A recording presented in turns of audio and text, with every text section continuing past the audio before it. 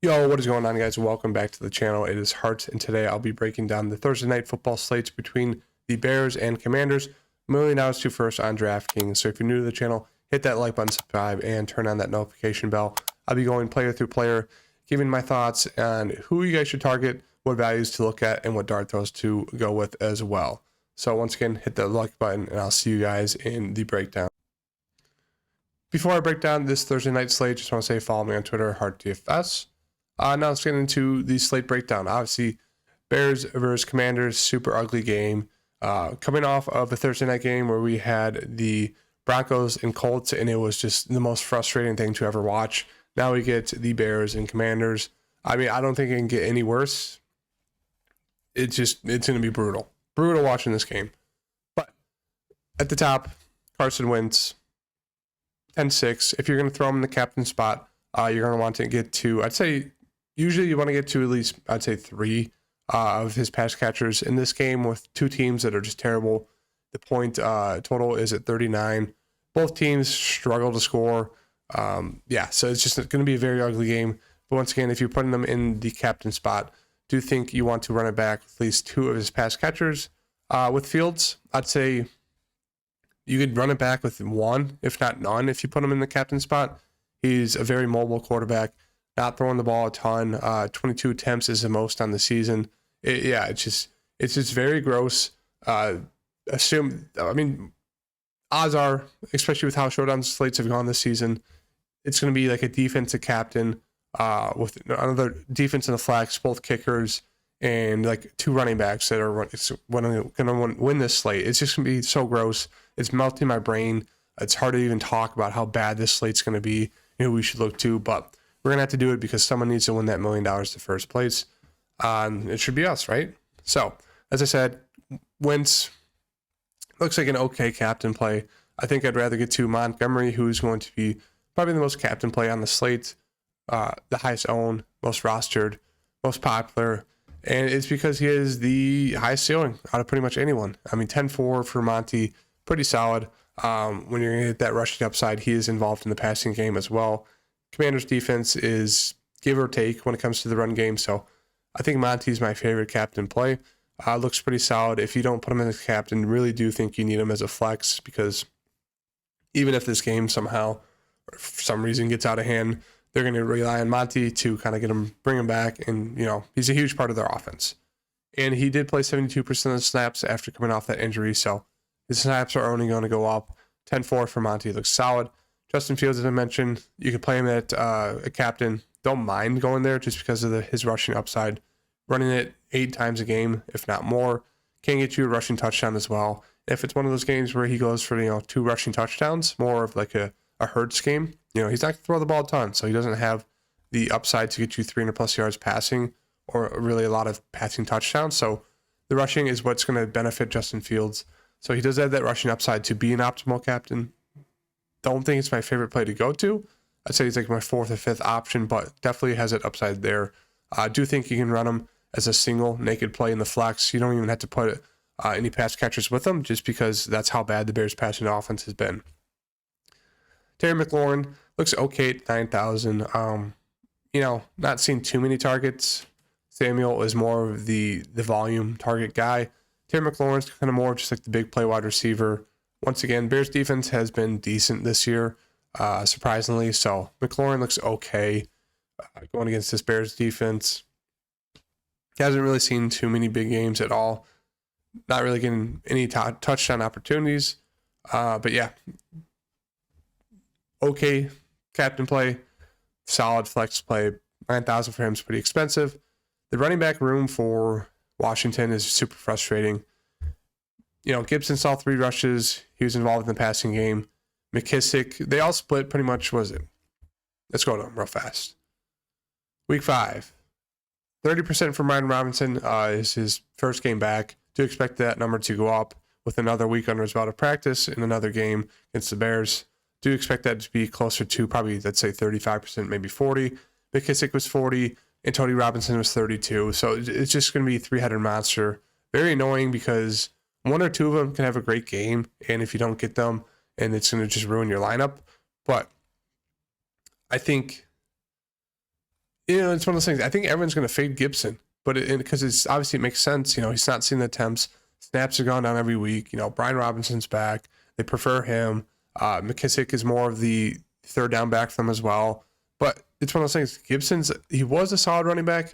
He's a good wide, pass catcher. He was a pass catcher in college, a wide receiver, converted to running back in the NFL. So 8,600 for that price tag is very, very gross. And I think a lot of people are going to fade him for that reason. But you can be contrarian and play him. I don't know if I'm going to do it. I prefer getting to, Brian Robinson, 6,600. Did only see, as I said, 29% snaps. Do expect that number to go up. Not going to be heavily involved in the pass catching game, but if he breaks off some big yards against that Bears defense, looks pretty solid there. McKissick, I don't mind going to two running backs from the Commanders side. Last game didn't see any rushing attempts. He's not going to see much at all, but he's heavily involved in that passing game. Could break off some big plays there. That's really where all his upside is. You can get sneaky and play him in the captain spot. Wouldn't say it's the most optimal, but once again, with this slate, anything could happen. If you want to throw darts at a dartboard to make your plays, I think it has a chance of taking down $1 million, but you can definitely do a double stack or, with two running backs there for Washington. Curtis Samuel, I think he's my favorite play. The volume's there when it comes to the targets. It's just a lot of them are not for big yards, so he's kind of like a Deontay Johnson where he's doing a lot of his work in the mid-range, the 20 yards and less. So his volume has kind of been, or his upside has kind of been capped when it comes to yards, but he is the one who's, getting the targets, get you touchdowns. The first 3 weeks he was involved in, rushing the ball a little bit. Last 2 weeks he hasn't. So he does have a little bit of upside there, but once again, the targets are there. Really like that. They're not long targets.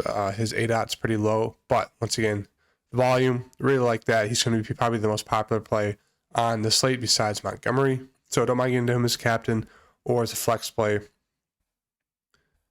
Dotson is ruled out. Diami Brown is listed as questionable. I mean, if he doesn't play, we can definitely take a look at the wide receiver room, snap counts. We got Terry McLaurin. He's going to play pretty much the whole game. Same thing with Samuel. So we know they're wide receiver 1 and 2. When it comes to third wide receiver, last game, Jahan Dotson was out. Cam Sims played 37 snaps, 59% of the snap count. He's only 1,400. I don't mind getting him. He only saw 2 targets, but I do think he had a big game. I think it was last year when he filled in. So I don't mind taking a dart throw there. I think he's my favorite dart throw on this Washington side at 1,400. He's going to see 55% of the snaps.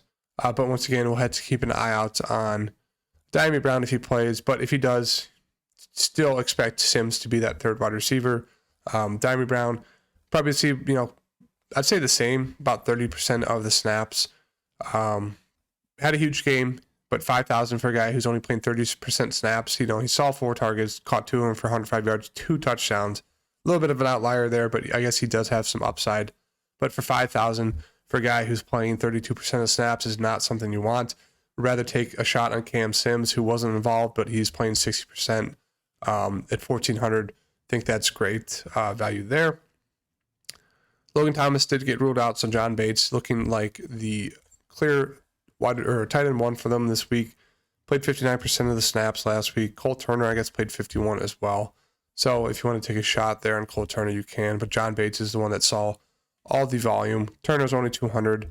Saw 3 targets, didn't catch any of them. But if you want to take a shot there, you could. I guess he is a little bit involved. But I do prefer getting to Bates, a little bit of a better wide receiver, tight end. And that really does it for the Washington side. I guess Joey Sly looks okay. The offense has been so bad for Washington that he hasn't really kicked much at all. Do prefer getting Cairo Santos, but once again, both offenses are terrible, so really expect them to rely on these kickers and defenses. Commanders D is going to be very popular because the Bears just don't throw. But once again, I think I prefer getting to the Bears defense over the Commanders just because Justin Fields just doesn't throw, so the chances for a pick return are pretty minimal, but he does run the ball a lot. Does fumble a good amount, so 3,600 for them looks decent. Both defenses are just going to be super popular.